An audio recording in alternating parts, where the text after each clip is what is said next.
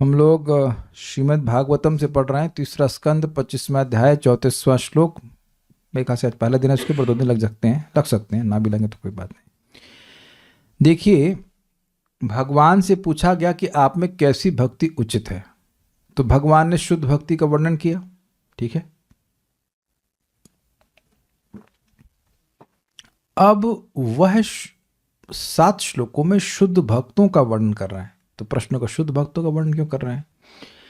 जिनमें शुद्ध भक्ति विद्यमान होती है उनके लक्षणों का वर्णन करने के द्वारा शुद्ध भक्ति का वर्णन कर रहे हैं। ऐसा हम लोग पहली बार नहीं सुन रहे हैं, हम लोग भक्ति रसामृत सिंधु ग्रंथ में भी सुने थे। अन्याभिलाषिता शून्यम एक डेफिनेशन, फिर क्या है सर्वोपाधि विनिर्मुक्तम वह डेफिनेशन, और इसके बाद जो इष्ट में आएगा आगे कि सालोक्य सामिप्य आदि दिए मानम न गृणंती बिना भक्त मत सेवनम जना, वह भी श्लोक वहां पे कोट किया गया था। यद्यपि वह भक्तों का गुण है, शुद्ध भक्तों का गुण है, लेकिन शुद्ध भक्तों में वह गुण क्यों आ रहा है? क्योंकि उनके हृदय में शुद्ध भक्ति है। श्रील चक्रवर्ती पास समझाएंगे कि ऐसे भक्तों के गुणों के द्वारा इस श्लोक में जो भक्तों के गुण हैं वह शुद्ध भक्ति का गुण दिखा रहे हैं। शुद्ध भक्ति गुण जानते हैं ना, अन्याभिलाषिता शून्यम ज्ञान कर्मादि नावृतम आनुकूलिन कृष्णानुशीलनम भक्तिरुत्तमा। तो उस भक्ति के गुण को भक्तों के गुणों के द्वारा दिखा रहे हैं, बता रहे हैं इस श्लोक में भगवान बोल रहे हैं। तो इसलिए भक्तों का वर्णन करेंगे भी कुछ श्लोकों में, 5 या 7 श्लोकों में, 7 श्लोकों में बोलेंगे। ठीक है, समझ में आ गया लिंक? मेरे पीछे बोलिए। नैकात्मतां मे स्पृहयन्ति केचिन् मत्पाद सेवाभिरता मदीहा। नैकात्मतां मे स्पृहयन्ति केचिन् मत्पाद सेवाभिरता मदीहा। येन्योन्यतो भागवताः प्रसज्य सभाजयन्ते मम पौरुषाणि। येन्योन्यतो भागवतः प्रसज्य सभाजयन्ते मम पौरुषाणि। नैकात्मतां मे स्पृहयन्ति केचिन् मत्पाद सेवाभिरता मदीहा। नैकात्मतां मे स्पृहयन्ति केचिन् मत्पाद सेवाभिरता मदीहा। येन्योन्यतो भागवतः प्रसज्य सभाजयन्ते मम पौरुषाणि। येन्योन्यतो भागवतः प्रसज्य सभाजयन्ते मम पौरुषाणि। नैकात्मतां मे स्पृहयन्ति केचिन् मत्पाद सेवाभिरता मदीहा। नैकात्मतां मे स्पृहयन्ति केचिन् मत्पाद सेवाभिरता मदीहा। येन्योन्यतो भागवतः प्रसज्य सभाजयन्ते मम पौरुषाणि। येन्योन्यतो भागवतः प्रसज्य सभाजयन्ते मम पौरुषाणि। इससे पहले कि श्लोक में मैं जाऊं, एक रोचक बात आपसे शेयर करना चाहता हूं। एक भक्त ने हमसे पूछा कि पहले तो वर्णाश्रम होता था, तो क्षत्रिय लोग धर्म की रक्षा करते थे, अब वर्णाश्रम समाप्त हो गया है, तो धर्म की रक्षा कौन करेगा? उनका आशय था कि अब धर्म पे इतने अटैक हो रहे हैं, हिंदुओं पे इतने अटैक हो रहे हैं। हमने कहा ठीक है, उनके हिसाब से क्षत्रिय ही धर्म की रक्षा करते हैं तो गलत नहीं है। अब तो क्षत्रिय रहे नहीं, मोस्टली नहीं रहे, लेकिन मैं उनको एक बात पे उनका ध्यान आकृष्ट किया कि धर्म पर डैमेज केवल तलवार से ही होता है कि जुबान से होता है? धर्म पर ज्यादा डैमेज तलवार से नहीं होता है, ज्यादा डैमेज जुबान से होता है। A pen is mightier than sword, सुना है ना आपने? तो आजकल स्पेशली कलयुग में लोग जुबान से कितनी ज़्यादा बातें कर रहे हैं धर्म के अगेंस्ट, स्पेशली वास्तविक धर्म के अगेंस्ट। उन्होंने जितना धर्म को डैमेज किया है उतना तलवार से तो कोई कर ही नहीं पाएगा, कभी नहीं कर सकता है।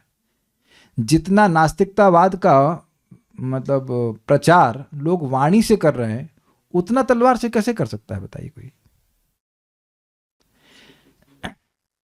और वास्तविक धर्म क्या है इसका तो लोगों को ज्ञान ही नहीं है। सनातन धर्म जिसको बोलते हैं वह तो जीवात्मा का धर्म है, भगवान श्री कृष्ण की सेवा। तो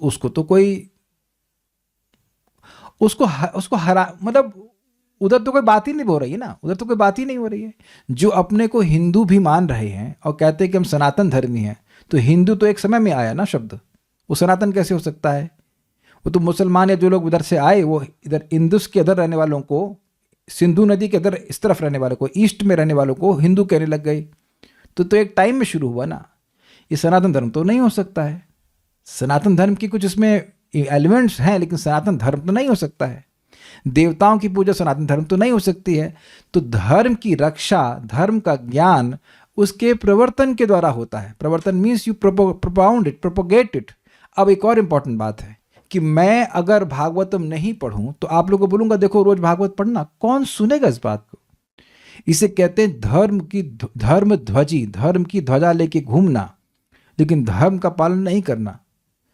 कलयुग केवल नाम आधारा, सुमरे सुमरे नर उतर ही पा रहा, लेकिन तेरी जीप पर क्यों नहीं उतर पा रहा? Not that's the whole point. तुम्हारी जीप पे क्यों नहीं नाम उतर पा रहा? नहीं उतर पा रहा। वो बोले जा रहे हैं, बिल्कुल सही बात है, रामचरितमानस की है ना, ये एकदम सही बात है, लेकिन बोल तो देते हैं लेकिन जप नहीं करते हैं लोग, इसलिए लोग नहीं करते हुए दिखते हैं। Is it simple? तो धर्म की रक्षा होती है उसके पालन से। अब प्रश्नों का पालन तो तब हो जिसका ज्ञान हो। तो ज्ञान कहाँ से होता है? कृष्णे सुधाम उपगते धर्म ज्ञानादि भी सह कलौ नष्ट दृश्याम ऐशा पुराणार्को धुनोदितः। श्रीमद् भागवतम प्रथम स्कंद 1.3.43 ये प्रश्न किया गया है प्रथम स्कंद के प्रथम अध्याय के आखिरी श्लोक में कि कृष्ण सुधामोपगते धर्म ज्ञानादि भी सह। कृष्ण अपने धाम को चले गए हैं, धर्म और ज्ञान के संग। तो धर्म ने किसकी शरण ली है? धर्म ने किसकी शरण ली? ये प्रश्न किया गया प्रथम स्कंद के प्रथम अध्याय के आखिरी श्लोक में। इसका उत्तर दिया है 1.3.43 में। कृष्णे सुधामोपगते, भगवान कृष्ण के अपने धाम को चले जाने पर धर्म ज्ञानादि भी सह, धर्म और ज्ञान आदि के साथ कलौ नष्ट दृश्यामेशा, जिनकी दृष्टि कलयुग के द्वारा नष्ट हो गई है, पुराणार्को धुनोदिता, उनके लिए ये पुराण, भागवत पुराण अर्क यानी सूर्य के समान उदित हुआ है। सारा प्रकाश उनको प्राप्त हो जाएगा। धर्म क्या है, धर्म कैसे संपादित करना चाहिए, धर्म क्या नहीं है, क्या छल धर्म है, वह सब मालूम चल जाता है श्रीमद् भागवतम के श्रवण से।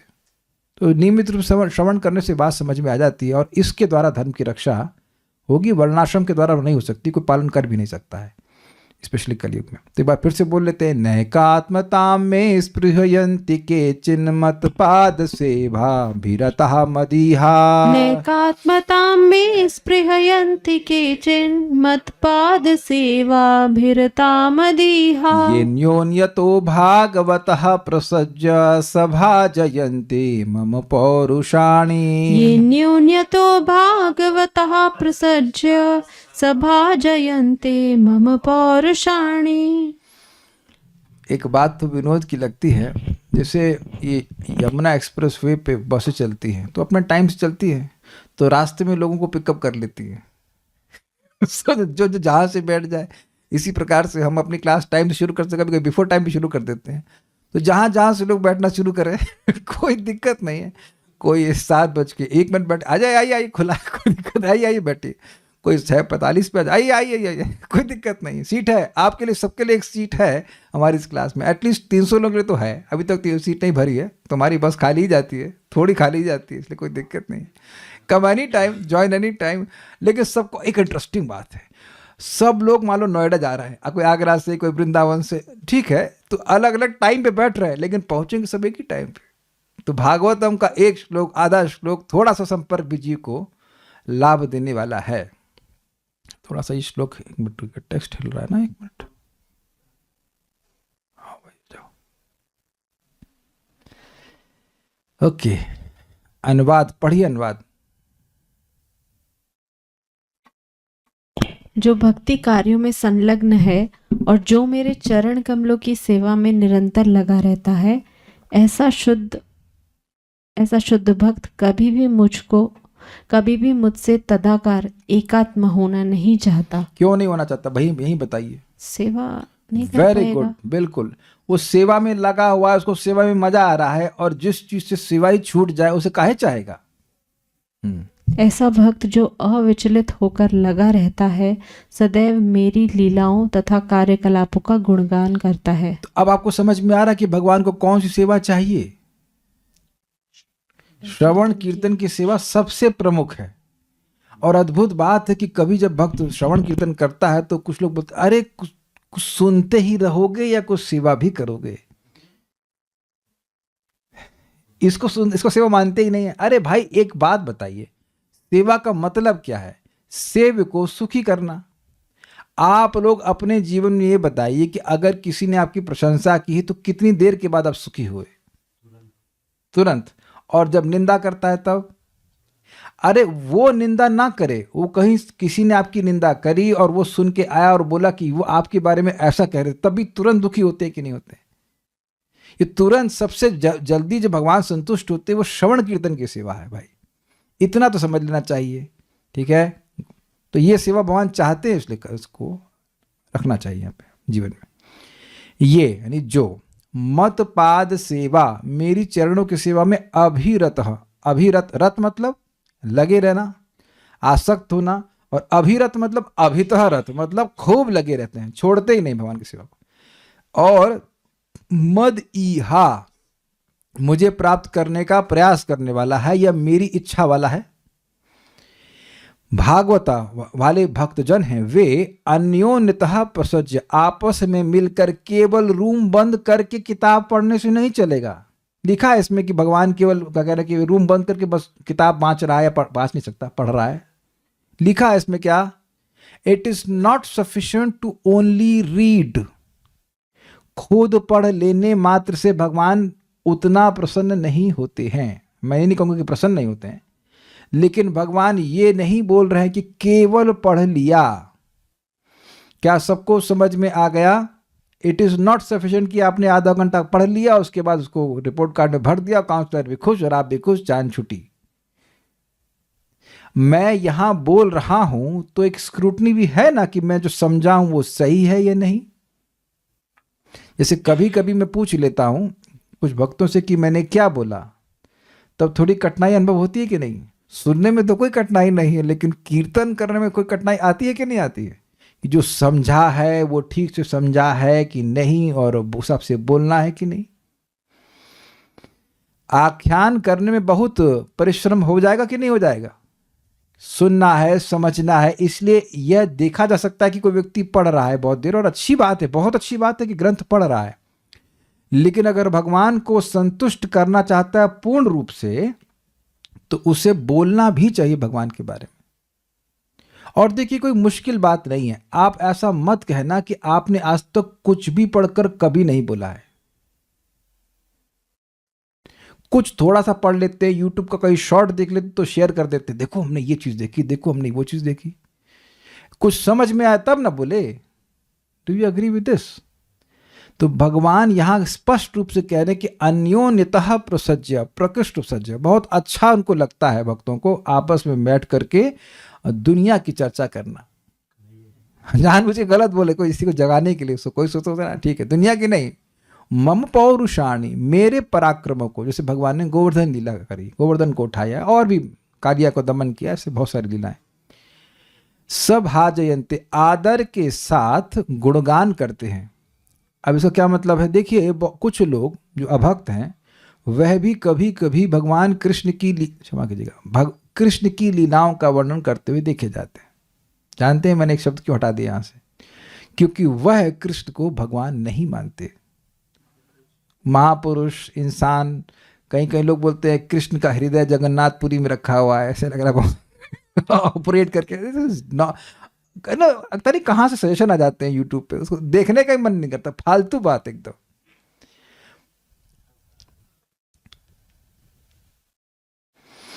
भगवान में देह और देही का भेद कर देते हैं, तो ऐसे ऐसे भक्त लोग आदर नहीं करते हैं, इस प्रकार से भगवान का आदर नहीं करते हैं। भगवान का आदर वो शास्त्र पे आस्तिक की बुद्धि से करते हैं कि कृष्ण भगवान है, इस प्रकार से। केचित, इस प्रकार के कोई भी भक्तजन, मतलब जो इस प्रकार के भक्त है ना, मतलब जो इस प्रकार से भगवान की सेवा में लगे हैं, वो कोई भी, एक नहीं, सारे के सारे ऐसे भक्त में एक आत्मता, मेरे सायुज मोक्ष को भी स्पृहंति ना, इच्छा नहीं करते। को भी का मतलब, अब जिसके लिए मोक्ष कांक्षी लोग लगे पड़े हैं कि सायुज हो जाए, मोक्ष मिल जाए, उस ब्रह्मानंद को जो कि प्रसिद्ध है कि असीमित है, वो उसको भी नहीं वह ध्यान देते हैं। तो स्वाभाविक सी बात है कि ये भाव भक्ति ऑनवर्ड्स की बात हो रही है। भाव भक्ति के स्तर पर जीव को, भक्त को ऐसा सुख मिलता है कि वो मोक्ष की स्पृहा भी नहीं करता है। नैकात्मताम न एकात्मताम में स्पृहयन्ति केचित्, कुछ भक्त तो अब मेरे ब्रह्म सायुज की स्पृहा भी नहीं करते हैं, देने की तो बात छोड़ दी, इच्छा भी नहीं करते हैं। क्यों? तो कह रहे मतपाद सेवाभिरता मदीह, क्योंकि वह मेरे चरणों की सेवा में रत रहते हैं और मेरी ही इच्छा करते हैं। क्या करते हैं? तो कह रहे ये अन्योन्यतः भागवता प्रसज्जा, वो भागवत, वो भक्त एक साथ बैठ करके सभाजयन्ते मम पौरुषाणी, बड़े आदर पूर्वक मेरे पौरुष अर्थात मेरी लीलाओं का गुणगान करते हैं, आदर पूर्वक गुणगान करते हैं। भावार्थ दीपिका, भक्ति की ही श्रेष्ठता का प्रतिपादन करते हुए भगवान कपिल नैकात्मताम इत्यादि 5 श्लोकों को कहते हैं। ये भक्ति की श्रेष्ठता कैसे है भाई? क्योंकि ऐसी भक्ति, भाव भक्ति या प्रेम भक्ति उनके हृदय में है, इसलिए अब सारी स्पृहा गायब हो गई कि मोक्ष की स्पृहा भी गायब हो गई है। समझ में आ गया? ठीक है। तो भक्तों का महिमा बोल करके भक्ति की महिमा बोल रहे हैं, बात भक्ति की बोल रहे हैं, लेकिन भगवान भक्तों का गुणगान कर रहे हैं। भगवान ऐसे कभी ज्ञान योगी का गुणगान नहीं किए हैं, ऐसा कुछ नहीं करते हो जितना भक्तों को प्रेम करते हैं। अग्रीड? ठीक है। वे कहते हैं कि कुछ ऐसे भी मेरे भक्त हैं जो मेरे चरणों की सेवा करते हैं, मेरी प्रसन्नता के लिए सभी कर्मों को करते हैं, और जब वे एक दूसरे से मिलते हैं तो मेरी ही लीलाओं की चर्चा भी करते हैं, किंतु वे मेरी साइज मुक्ति को नहीं प्राप्त करना चाहते हैं। बिल्कुल स्पष्ट टीका है, सारा दर्शन। भक्ति के लक्षण बताते हुए उदाहरण कह रहे हैं 7 श्लोकों में। अरे यह तो भक्त का लक्षण बता रहे हैं, समझ आ गया? भक्त का लक्षण बता करके भक्ति का लक्षण बता रहे हैं, क्योंकि भक्ति के द्वारा ही, हृदय में उस प्रकार की भक्ति होने के कारण ही भक्त ऐसे लक्षणों को प्रस्तुत करता है। उनमें पहले स्वाभाविकी भाव भक्ति का उदाहरण 4 श्लोकों द्वारा निर्णय पूर्वक अनिमित्ता अर्थात निष्काम भक्ति को कारण सहित स्पष्ट करते हैं, न आदि शब्दों द्वारा। ये क्या बोले भाई? कह रहे हैं ये भाव भक्ति स्वाभाविक ही होती है, उसमें व्यक्ति प्रयास नहीं कर रहा होता, अपने आप भक्ति हो रही, एक बात। दूसरा, किस कारण से यह अनिमित्ता होती है, किस कारण से ये बिना कारण की होती है, ये समझा रहे हैं। वाई भाव भक्ति इज कॉजलेस। कुछ अजीब सी बात लग रही है ना? What is the cause of भाव भक्ति बीइंग कॉजलेस? किस कारण से वह निष्काम हो जाते हैं, किस कारण से वह अकारण, ऐसे करना चाहिए, किस हेतु से वह अहेतु की भक्ति करते हैं? क्या कारण है? बात समझ में आ रही है आपको? कुछ तो कारण होगा, तो बता रहे हैं क्या कारण है।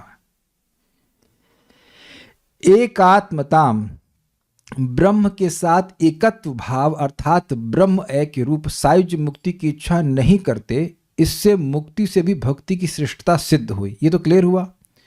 देखिए, ये कुछ लोग ना जानते होंगे, भगवान श्री कृष्ण गोलोक में रहते हैं और गोलोक में उनके दिव्य शरीर से एक दिव्य प्रकाश निकलता है और पूरे वैकुंठ को भी में व्याप्त रहता है, वैकुंठ और पूरे आध्यात्मिक जगत में व्याप्त रहता है। तो ब्रह्म सायुज मतलब जीव उस प्रकाश में जाकर के एक स्पार्क की तरह रह जाए। कब तक रहेगा, अगर नहीं रहेगा हमको नहीं पता उसके बारे में, लेकिन काफी समय तक रह जाएगा, उसको वैकुंठ में एंट्री नहीं मिलेगी। तो इसको ब्रह्म सायुज कहते हैं। वह जन्म मृत्यु के चक्र से मुक्त तो हो जाएगा, लेकिन भगवान की सेवा को प्राप्त नहीं करेगा। तो इस प्रकार की मुक्ति से भक्ति की श्रेष्ठता सिद्ध हुई, क्योंकि उसको चाहते ही नहीं है। समझे बात? क्योंकि भक्त ब्रह्म एक चाहते ही नहीं हैं, इसलिए स्वाभाविक सी बात है कि भक्ति मुक्ति से श्रेष्ठ हुई। वेरी सिंपल बात है, जो अधिक सुखमय चीज है उसको चाहेगा जीव। ठीक है, यदि कहा जाए, देखिए वे किस प्रकार के सुख से पूर्ण हैं जिनसे वे ब्रह्म सुख को भी इच्छा नहीं करते। इस पर कहते हैं, मत पाद सेवा भीरता। मेरे दोनों चरणों की, यानी चरण कमल की, चरण युगल की समस्त इंद्रियों द्वारा जो सेवा है, उसी में ही, न कि कर्म या ज्ञान आदि में वे शास्त्र की ओर उन्मुख होकर आसक्त रहते हैं। ये बात समझ में आई? वह कर्म की तरफ नहीं जाते, कर्मयोग या ज्ञान योग में वह प्रवृत्त नहीं होते, और मेरे चरणों की समस्त इंद्रियों द्वारा सेवा। भाई चरणों की सेवा कान से कैसे होगी? चरणों की सेवा कैसे होगी? नाक से। देखिए ये एक उपलक्षण है। भगवान के चरण बोलने का मतलब है भगवान की जो सेवा जैसी इंद्रियों से बनती वैसे करना। Is it okay? आंख से भगवान का रूप देखना है तो रूप देखना है, भगवान के कान से भगवान का यश को सुनना है तो यश सुनना है। ये ऐसा नहीं कि कान लगा दिए चरण पे चिपका दिए, ऐसा नहीं होता है। ये कहने का एक तरीका होता है। चरण इस सेवा इसलिए बोलते हैं, इससे नम्रता भी सूचित होती है कि भगवान के चरणों के सेवक है। तो और भगवान कहेंगे पानी पिलाओ तो ना, चरण की सेवा करेंगे, हम केवल चरण सेवा करेंगे, पानी नहीं देंगे। तो ऐसा नहीं है। इट्स लाइक हम आपके चरणों के सेवक हैं तो मतलब अब सर में दर्द होगा तो ऑयल नहीं लगाएंगे। तो ऐसा नहीं है। ये चरण सेवा का मतलब है कि कृष्ण की सेवा करते हैं। ओके। दूसरा इंटरेस्टिंग बात है कि शास्त्र के आधार पर करते हैं। ये नहीं है कि भाव भक्ति प्राप्त होगी तो जो मन में आएगा भगवान को अर्पण करेंगे, ऐसा तब भी नहीं है। But it is spontaneous. इससे भक्ति का भगवान विषयक होना, यानी भक्ति के विषय कौन है? भगवान है। सभी इंद्रियों की वृत्ति रूप होना, कर्म और ज्ञान आदि से रहित होना, शास्त्रानुगामिता और स्वाभाविकता, ये सब प्रकट हुए। भक्ति का गुण आपको याद है? शुद्ध भक्ति का अन्याभिलाषिता शून्यम ज्ञान कर्मादिनावृतम आनुकूल्येन कृष्णानुशीलनम भक्तिरुत्तमा। तो कृष्ण का अनुशीलन हो गया ना, मत सेवा अभिरत। तो इसमें मन, वाणी और शरीर, ये तीनों सेवा में लगे रहेंगे तभी तो आप कहोगे कि वो अभिरत है। अच्छा, कृष्ण के चरणों की सेवा है तो स्पष्ट है कि भाई ये कृष्ण के लिए अनुशीलन हो रहा है, कृष्ण का अनुकूल भाव से हो रहा है, ये भी आ गया गुण। और अभी भगवान की सेवा में ही रत है, अर्थात कर्म और ज्ञान आदि के द्वारा वह आवृत नहीं है। कर्म ज्ञान और का उसमें अवकाश नहीं है। ये पॉइंट क्लियर हो गए? तो शुद्ध भक्ति की जो डेफिनेशन आपने भक्ति रसामृत सिंधु में सुनी, वो यहां आ गई कि नहीं आ गई? देख रहे हैं कि कितना जबरदस्त श्लोक है ये। उम्मीद है कि भक्ति रसामृत सिंधु मुझे अभी पढ़ानी नहीं पड़ जाएगी। I hope I don't have to teach अन्याभिलाषिता शून्यम इत्यादि। भाई जो लोग नहीं उसको पढ़े हैं तो उसके लिए तो हम ये एक्सप्लेनेशन मुझे पता है कि नहीं समझ में आएगा, लेकिन जो लोग अन्याभिलाषिता शून्यम श्लोक को अच्छे से पढ़े हैं, काफ़ी देर हमने लगाया है उस पर, तो वो मेरी बात समझने में कोई कठिनाई नहीं होगी। मेरे पास इतना टाइम नहीं होगा यहाँ पे कि मैं उसको समझा पाऊंगा। आई एज्यूम कि आपको शुद्ध भक्ति का जो लक्षण शिला भक्ति समय शिला रूप को सभी समझाए हैं, अन्याभिलाषिता शून्यम इत्यादि, वो पता है। ये मैं एज्यूम कर ले रहा हूँ। तो ये सब बातें यहाँ पे हैं। अच्छा, मदीह अर्थात मुझ में ही, अर्थात मेरे सौंदर्य और माधुर्य के आस्वादन में ही, इहा अर्थात इच्छा जिनकी है वे, इससे अन्य इच्छाओं से शून्यता प्रकट हुई। क्या कौन सा गुण आया बताइए शुद्ध भक्ति का? हाँ, कौन सा शुद्ध भक्ति का उसमें गुण आ रहा है? अन्याभिलाषिता शून्यम। मदीहा मतलब उनकी इच्छा केवल मेरे में ही जाती है कि भगवान के सौंदर्य का अनुभव करें, भगवान के माधुर्य का अनुभव करें, ये और कोई इच्छा नहीं आती। ठीक है, स्पष्ट है। प्रसज्य मतलब आसक्ति के साथ, ये अर्थ ले रहे हैं। पौरुषाणी अर्थात श्री गोवर्धन उद्धरण आदि की लीलामृत को वह आस्वादन करते हैं। सभाजयंत अर्थात स्तुति के साथ उसका आस्वादन करते रहते हैं कि बहुत अच्छा भगवान की कितनी सुंदर लीला, इस प्रकार से बड़े आदर के संग वह उसका आस्वादन करते हैं।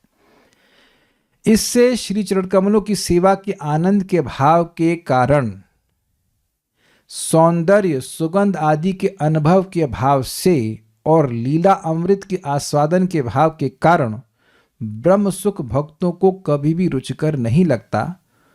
उनकी मुक्ति के प्रति अनिच्छा के ये 3 कारण बताए गए हैं। देखिए, आपको मैंने समझाया था कि ये चक्रवर्ती पास समझाएंगे कि किस कारण से भक्त लोग अकारण भक्ति करते हैं?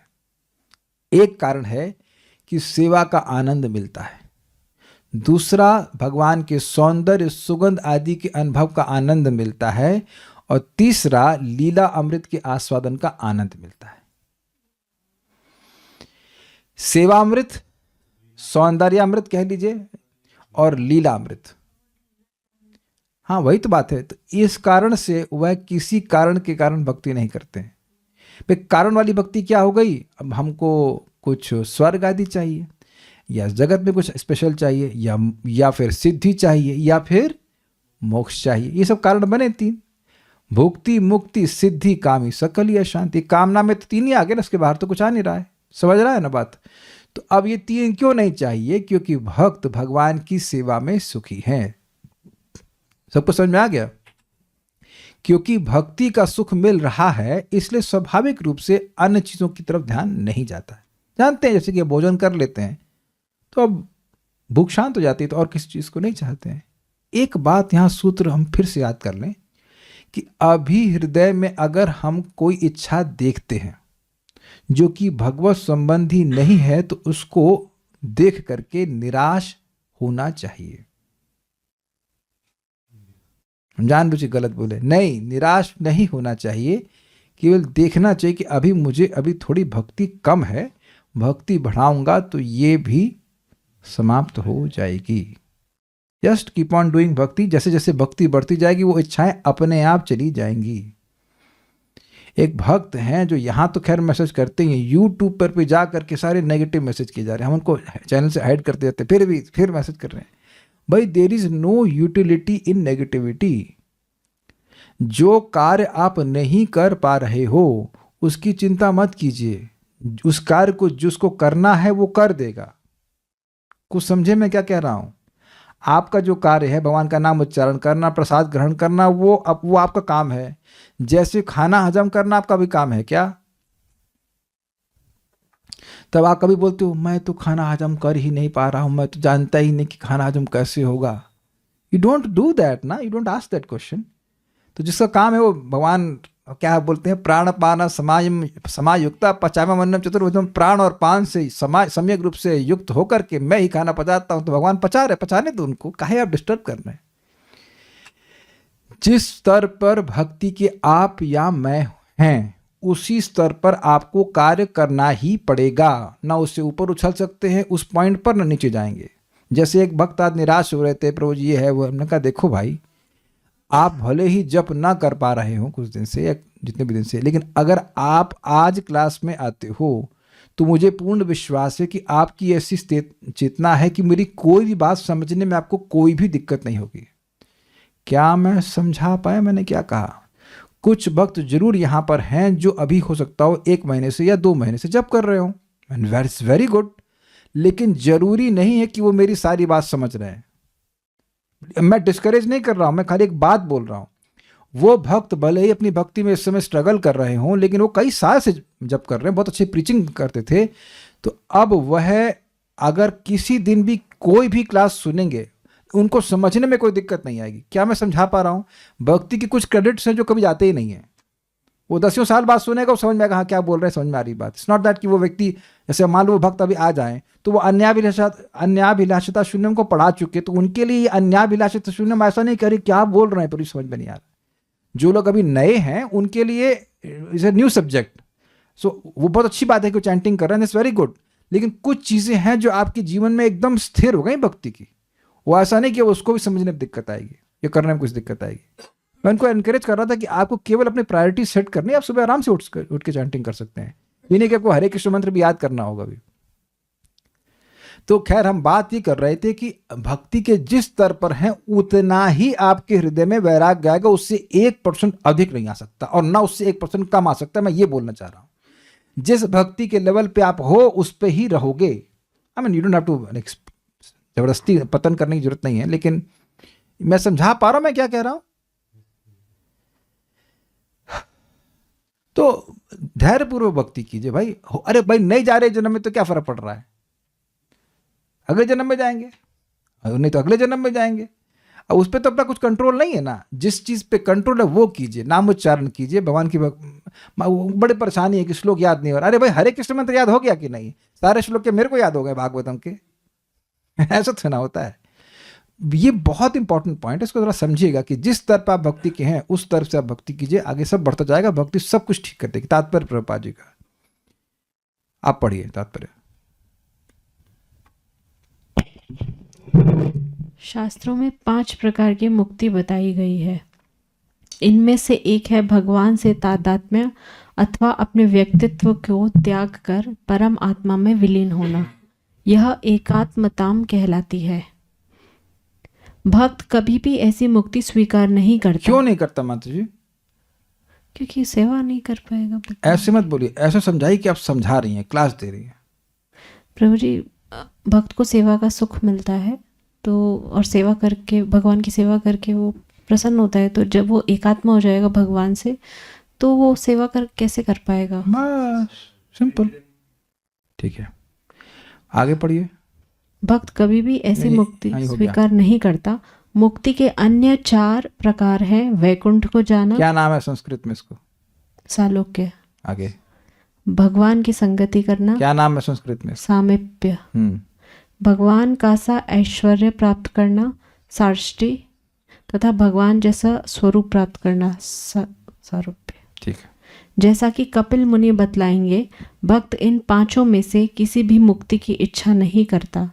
यह भगवान से तदाकार एक बात विचार कीजिए कि हरिनाम का सुख लेने के लिए आपको अपराध से रहित नाम उच्चारण करना है कि भगवान विष्णु जैसे दिखना है?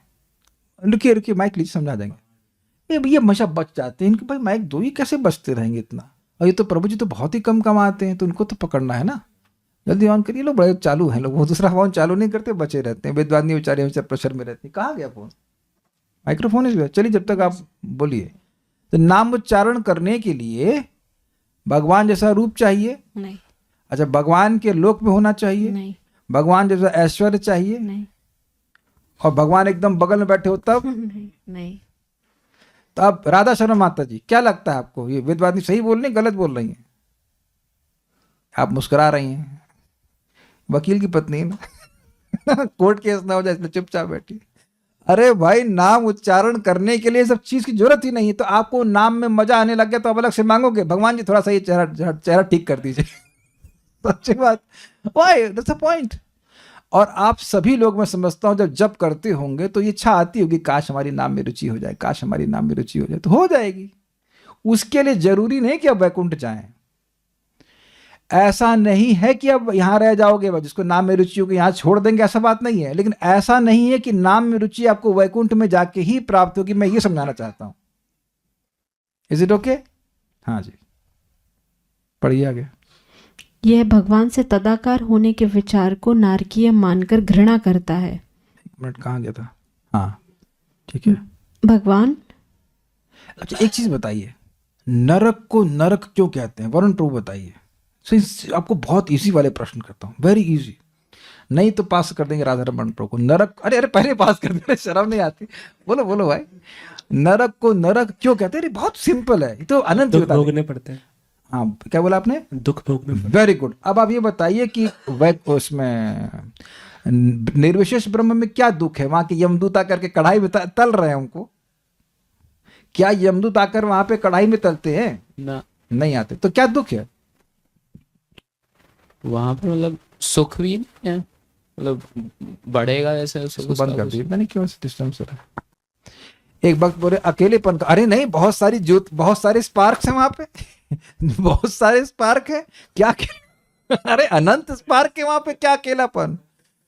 एक वक्त तो सही बोला।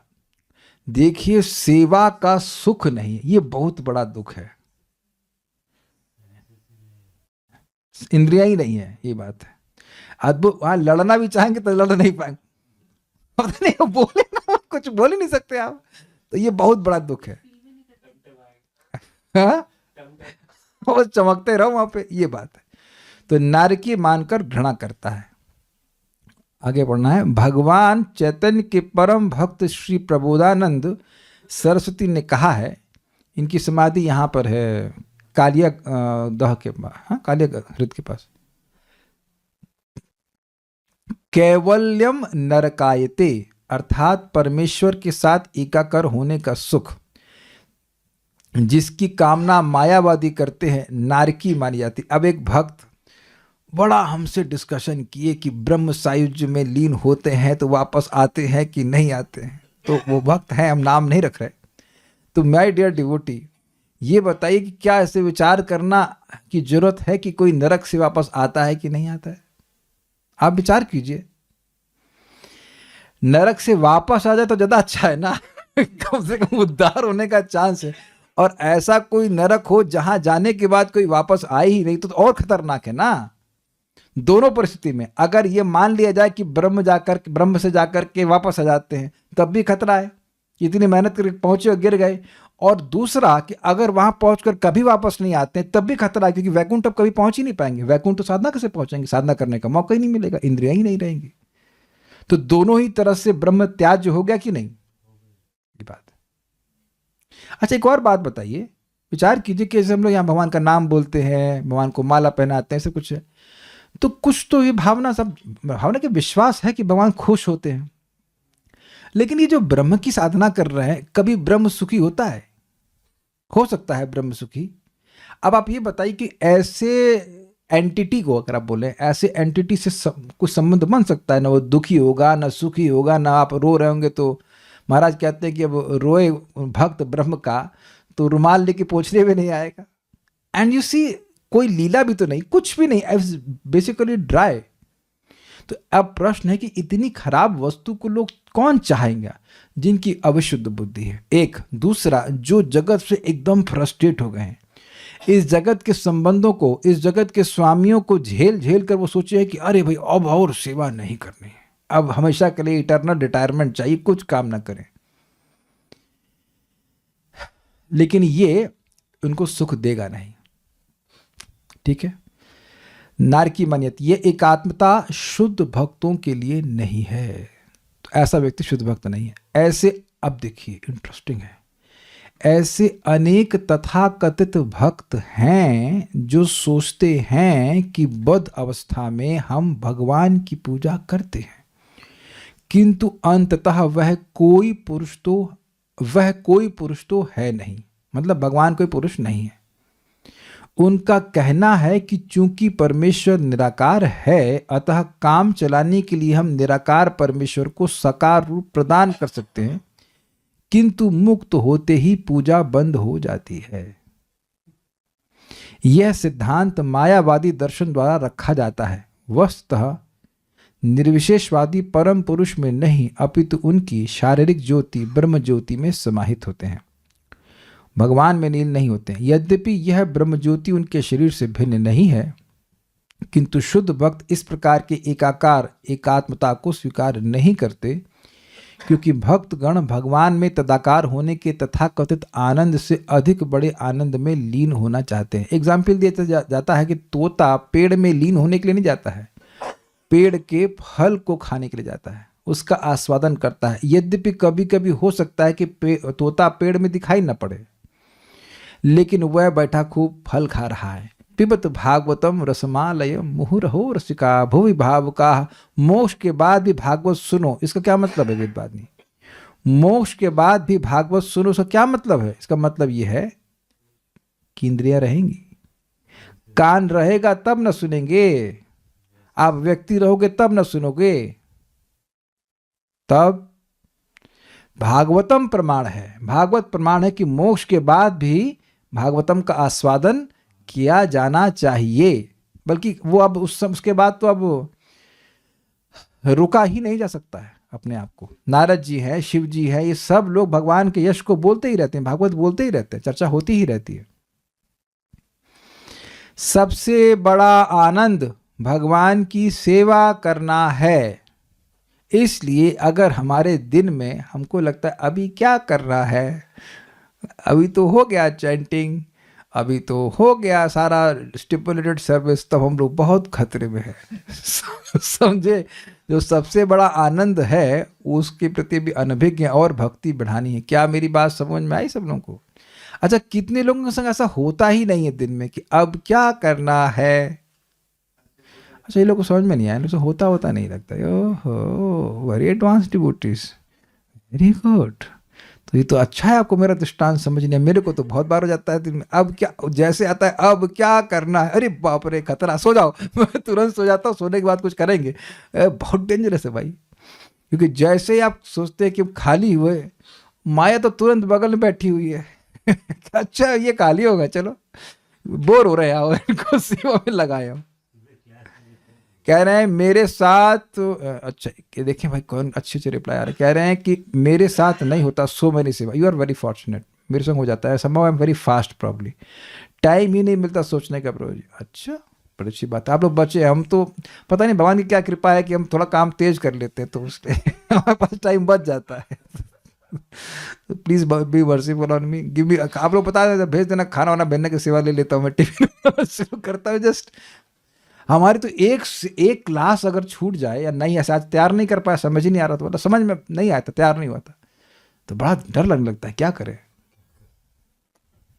एनीवेज, अच्छी बात है, नहीं है आपके पास टाइम तो बहुत अच्छी बात है, भगवान करे कभी टाइम ना मिले आपको, सेवा में लगी रहिए।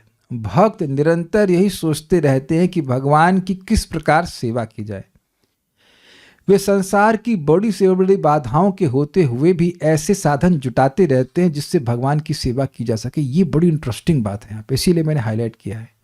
कुछ लोग इस जगत के दुख से दुखी होकर के वो सोचते हैं कि पहले वैकुंठ मिले तब हमारा कल्याण होगा, समझे, वैकुंठ मिले तब कहीं जगत में बड़ा झमेला है। लेकिन यह भक्ति नहीं है, यह भक्ति नहीं है, क्योंकि इसमें आप अपने दुख की निवृत्ति चाह रहे हो और अपने सुख की प्राप्ति चाह रहे हो।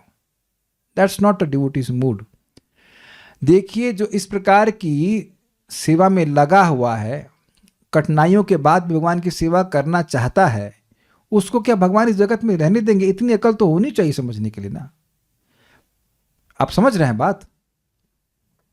भक्ति करते हैं तो कुछ कुछ थोड़ी बहुत कठिनाई तो जगत में रहेगी, शरीर की कठिनाई हो या आसपास वाले कुछ बोलेंगे तो चलेगा ही, मतलब नहीं हो तो आश्चर्य करना चाहिए।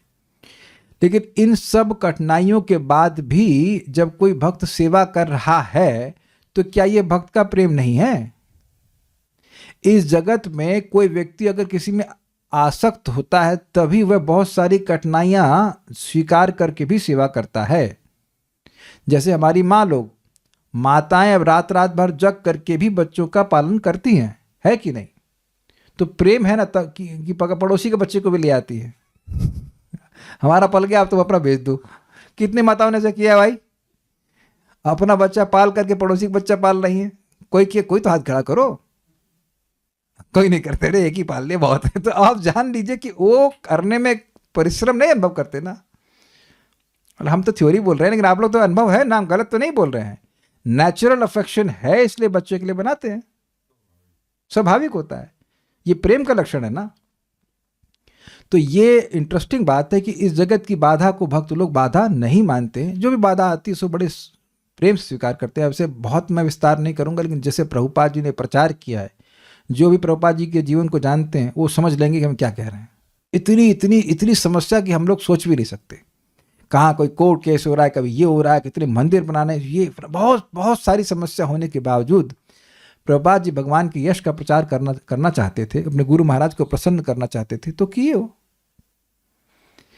प्रभुपाद जी के शिष्यों को प्रभुपाद ने आज्ञा दी कि 2 महीने में पूरी चैतन्य चरितामृत छाप दो। तो पूरा 24 घंटे लग कर लगातार वह छाप दिए। तो क्या उसमें सुविधा नहीं हुई? परम पूज्य राधानाथ महाराज बहुत सुंदर बात बोलते हैं, भक्ति इज बियॉन्ड पीस। भक्ति शांति के परे है, समझे बात? माता यशोदा ओम शांति शांति नहीं कर रही हैं। अच्छा, कितने लोग मानेंगे कि माता यशोदा शांत भक्त हैं, शांति से बैठी हुई, 1 सेकंड शांति से कृष्ण नहीं बैठने देंगे। कभी चीटा खाएंगे, कभी आग खा लेंगे, कभी ये करेंगे, कभी चक्कू मुंह में डाले, वैसे कॉन्स्टेंटली नट खट। तो माता यशोदा शांति से बैठी हुई हैं, कभी मक्खन बना रही है, कुछ constantly engage in Krishna service.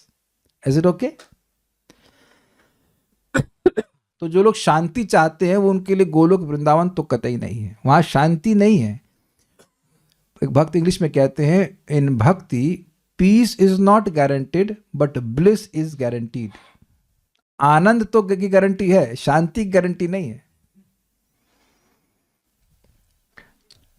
भगवान की लीलाओं को वर्णन को मायावादी लोग कहानियां मानते हैं, किंतु वास्तव में ये कहानियां नहीं है, ये ऐतिहासिक तथ्य है, मतलब वास्तविकता। यानी भगवान ने गिरिराज जी उठाया, इसका क्या मतलब है? गिरिराज जी उठाया तो उठाया। जैसे आपने बीकॉम किया, ये कहानी है। और वरुण प्रभु, अब आपके पता नहीं सही चल रहा है कि नहीं, देख ऑन की चला गया, हाँ आपके हाथ में चलता है, सही है। अच्छा, तो आपने बीकॉम किया, ये कहानी है कि ये तथ्य है? तथ्य। अरे नहीं, ऐसे मनगढ़ंत। अब बताइए आपको कैसा लगेगा अगर कोई पूछे कि कहाँ तक पढ़ोगे, हम बीए के, अरे तो कहानी है। अगर आपके बीए पास होने को कह दे कहानी है या गप है, लोगों ने कह दिया इसलिए तुम बीए हो, तो कितना बुरा लगेगा बताइए। तो वो सोचते हैं ना हम नहीं उठा सकते, सॉरी हम लेफ्ट हैंड से इस फोन को बैलेंस नहीं कर सकते, यद्यपि इसका वजन मैं उठा सकता हूँ, आई कैन वेरी इजीली। हो गया इसी आई बैलेंस इट, नो।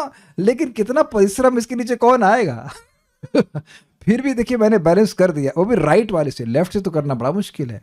तो मैं इसका वजन उठा पा रहा हूँ। सामने देखिए, मैं कोई जादू नहीं कर रहा असलियत में। ये अब मैं कोई कहे नहीं, ये तो कहानी थी, ये तो कहानी थी कि उन्हें फोन उठाया था, फोन लेके मारे उसको। तो अब पॉइंट इज वेरी सिंपल, भगवान के लिए सब कुछ संभव है। तो भगवान अपनी पिंकी पे, लेफ्ट पिंकी पे गिरिराज जी को उठा लिए। हम लोग कुछ करते हैं ऐसे रेकी कुछ करते तो 3 मिनट के लिए हाथ सहस्त्रार चक्र को हील करते तो हाथ दर्द होने लगता है। वेदवानी में सर पे नकली ऐसे करे, होने का क्या दर्द हो रहा था, अपने हाथ को ऊपर नहीं रख पा रहे। 3 मिनट के लिए भगवान जी गिरिराज जी को 7 मिनट ऐसे कर लिए, सॉरी क्या बोले 7 दिन, आई एम सॉरी 7 दिन बोलना चाह रहा, 7 दिन करके देखिए। अरे कुछ नहीं, आप एक्सपेरिमेंट करना, ऐसा ये ग्लास ले लेना, पानी भर कर ऐसे रखना, इस तरह से पानी भर के नहीं रख पाएंगे आप, 2 मिनट नहीं रख पाएंगे, दर्द होने लग जाएगा। तो भगवान की अचिंत शक्ति पर उनको विश्वास नहीं है, इसलिए अब उनको ऐसी व्याख्या करनी पड़ती है कि वो इससे ये प्रमाणित हो कि ऐतिहासिक तथ्य नहीं है। ये समझे बात? अभी आएगा। शुद्ध भक्त भगवान की लीलाओं के वर्णनों को कहानियां ना मानकर परम सत्य के रूप में ग्रहण करते हैं, और यही था सभाजयंती शब्द का अर्थ, आदर पूर्वक ग्रहण करते हैं।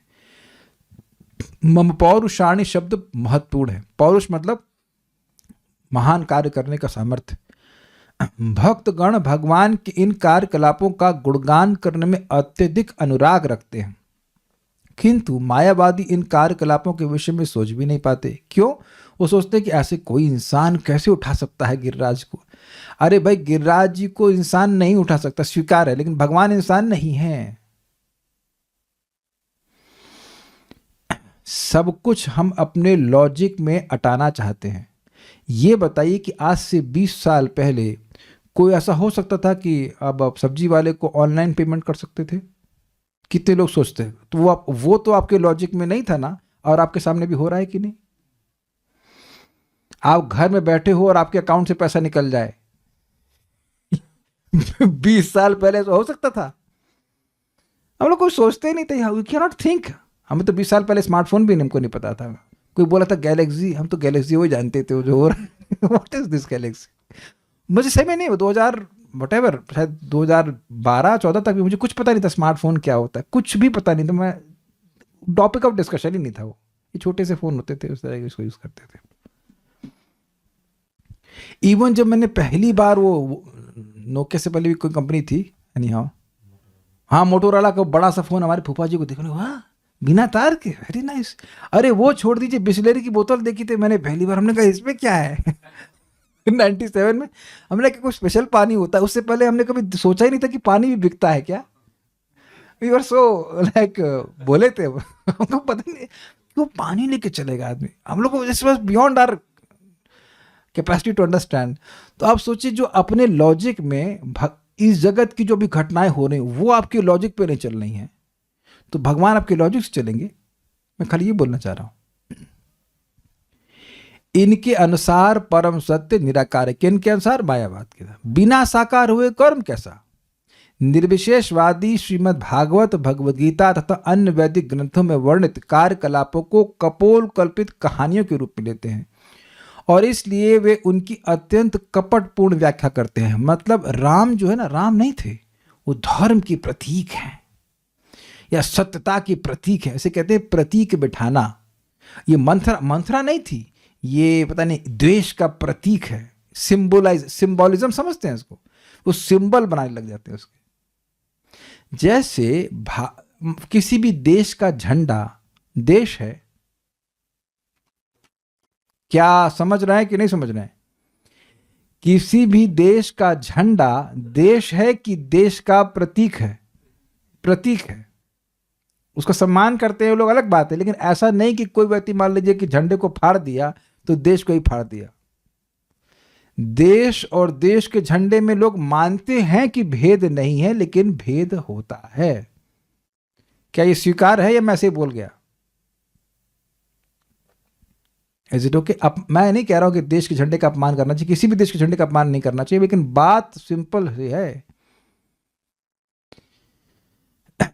लेकिन भगवान और भगवान की लीला में कोई भेद नहीं है। भगवान का नाम और भगवान एक है। Is it okay? वो कोई प्रतीक नहीं बिठाया जा रहा है कि भगवान श्री राम जो है वो धर्म के ये हैं वो है। नहीं, भगवान राम थे। ऐसा नहीं है कि राजकुमार था कोई और उसको जो है लोगों ने भगवान बना दिया। भगवान किसी के वोट से नहीं बनते, ये बात है। तो वो इस तरह की कपटपूर्ण व्याख्या करते हैं। वे अनावश्यक रूप से शास्त्र में हस्तक्षेप करके छलपूर्ण व्याख्याएं करते हैं ताकि भोली जनता को भ्रमित कर सकें। इसी कारण से इस समय इतना अधिक नास्तिकतावाद फैल गया है। मायावाद दर्शन के कार्यकलाप जनता के लिए अत्यंत घातक हैं। इसलिए भगवान चैतन्य ने हमें आगाह किया कि किसी मायावादी से भूलकर भी कोई शास्त्र ना सुने।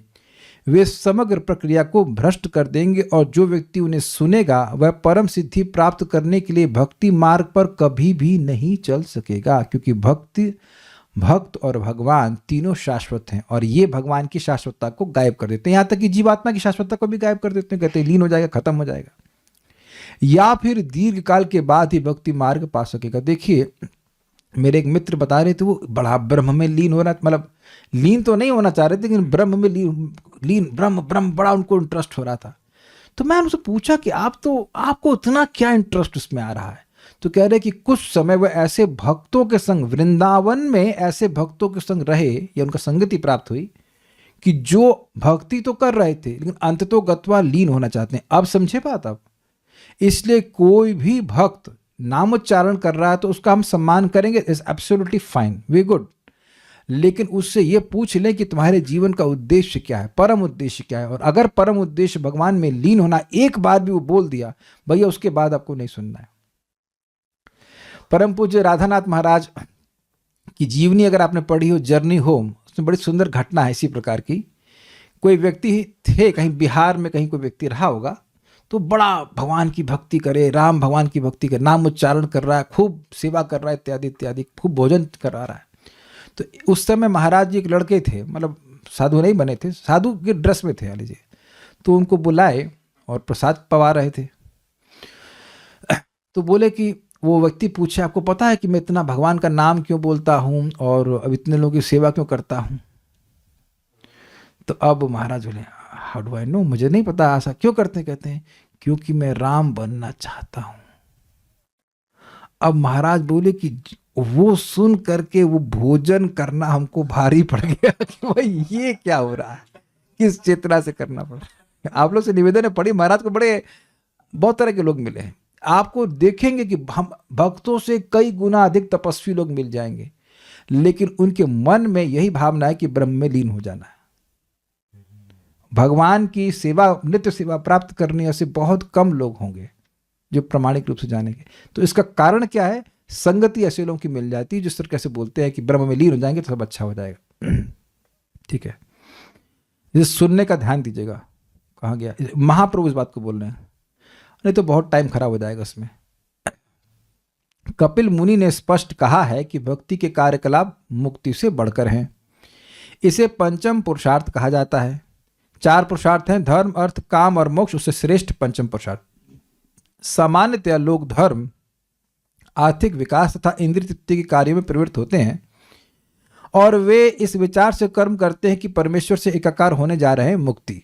मतलब धर्म करते हैं ताकि धन आए, धन चाहिए कि उसे इंद्रिय तृप्ति होती है। जनरली साइकिल चलती रहती, जब एकदम बोर हो जाते हैं तो कहते हैं छोड़ो अब मोक्ष के हम प्रयास करेंगे, ये बात है।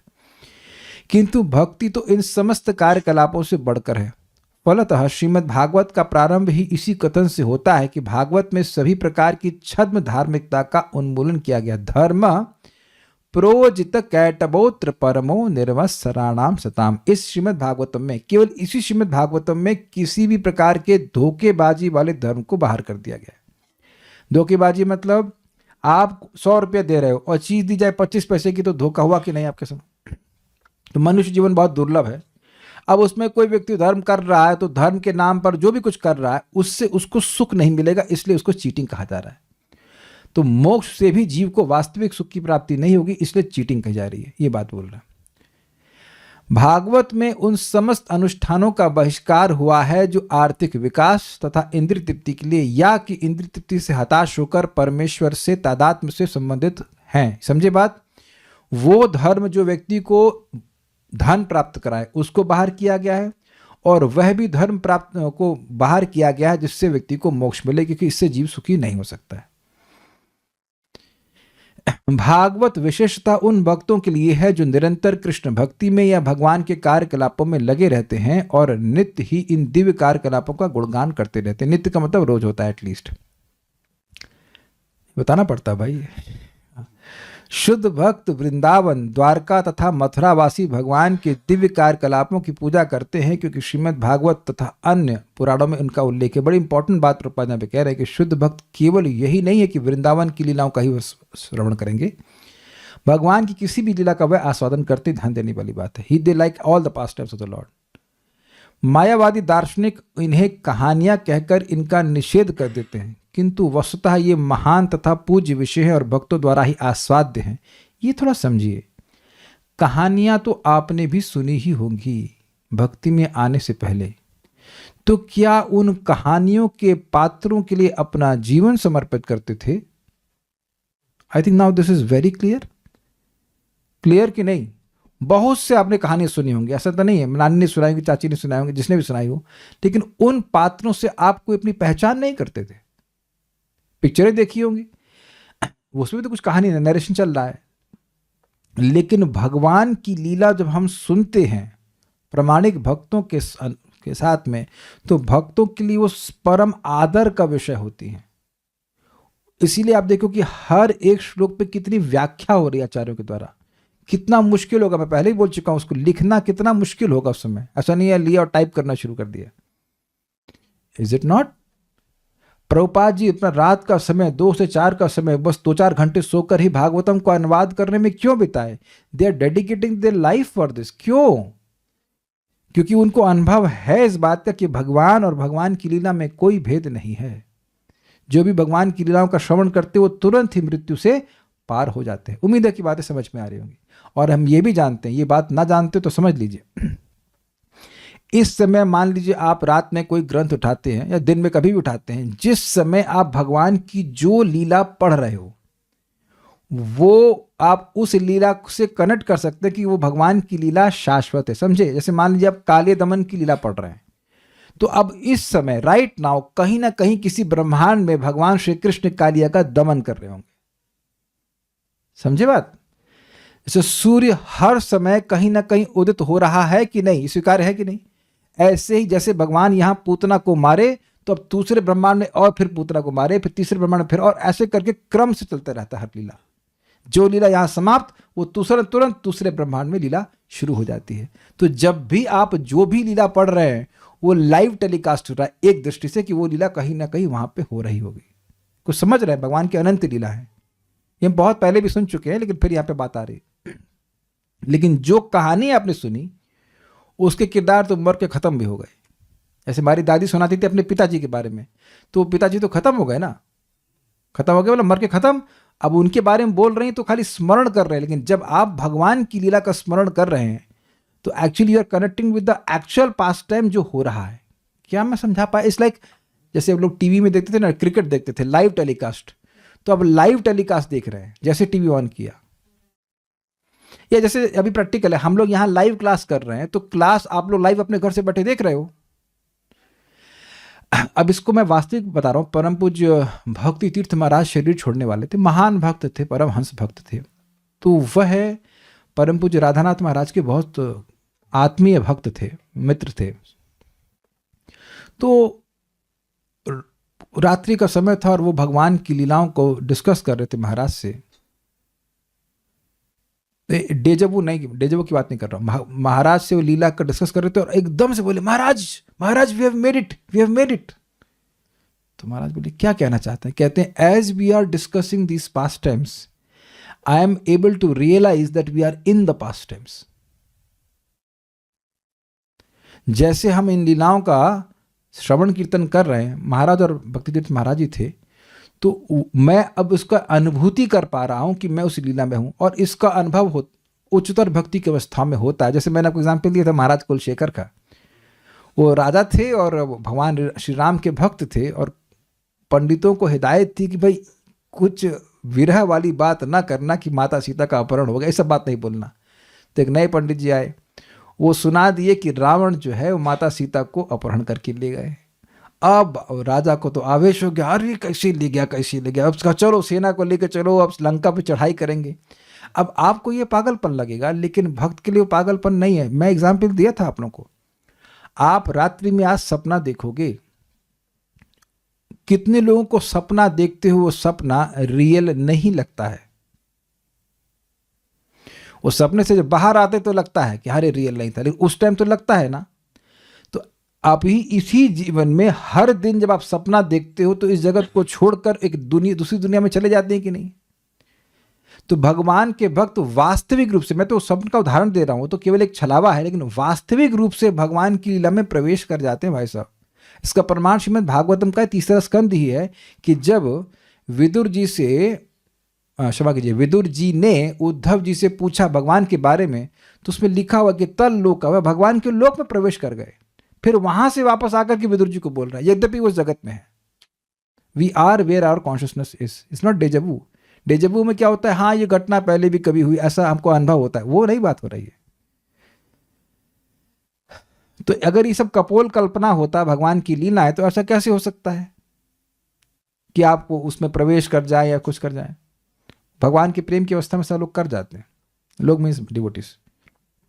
तो मायावादी दार्शनिक इन्हें कहानियां कहकर इनका निषेध कर देते हैं, किंतु वस्तुतः ये महान तथा पूज्य विषय है और भक्तों द्वारा ही आस्वाद्य है। एक मायावादी तथा एक भक्त में यही अंतर है। मुझे लगता है ये खत्म हो गया ना। हाँ, उसके बाद ये मायावाद आ गया। ये कितना अच्छा लग रहा है आप लोगों को? हाँ, कितने लोगों को अच्छा लग रहा है कि अगली बार मैं प्लेन दिखाता रहूँ, ये कुछ भी ना लिखा हो, श्रीमद् भागवत 3.25.34। ये कितना सुंदर लग रहा है। कितने लोगों को सुंदर लग रहा है भाई? कितने वो लोग वोट देंगे इस ब्रह्म ज्योति को देखने के लिए?